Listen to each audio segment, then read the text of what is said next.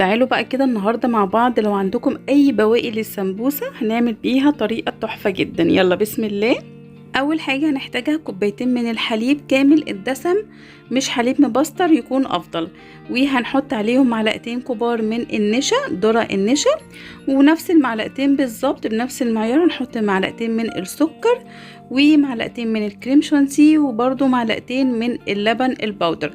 لو مش متاح كريم شانتيه ولبن بودر اوكي، مفيش اي مشكلة خالص، ممكن نستغنى عنهم تماما. هنقلب الكلام ده كله على البارد وبعدين نروح نرفعهم على النار، واول ما يبداوا يغلوا هنحط عليهم معلقه من السمنه او الزبده وهنفضل نقلب. لازم تقليب مستمر عشان النشا ما يكلكعش لحد ما يتقل كده زي ما احنا شايفين، ونضيف عليه شويه من الفانيليا.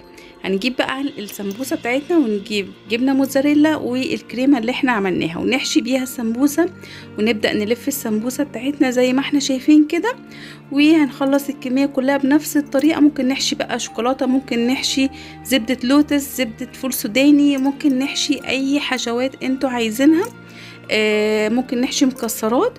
ونروح نحضر زيت سخن جدا وغزير زي ما بنقلي سمبوسه، ونبدأ ننزل نحمر السمبوسة. مش هتاخد ثواني معانا، وهنكون حمرنا الكمية كلها، مش هتاخد معانا ثواني في التحمير، وما ندوس عليها في التحمير قوي علشان طعمها ما يغيرش، نديها لون حلو كده زي ما احنا شايفين. كده خلاص خلصنا الكمية كلها. هنروح بقى نرش عليها سيرب على الوش، سيرب الحلويات او شربات الحلويات.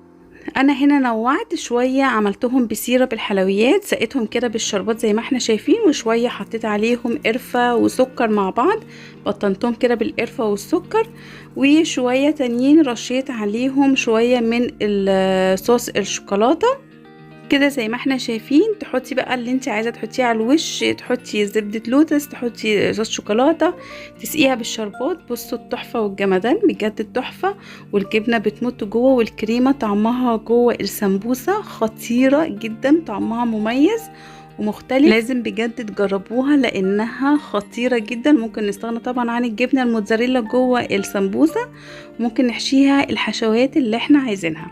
وبس كده خلاص، ده كان الفيديو بتاعنا النهارده ونورتوني. باي باي.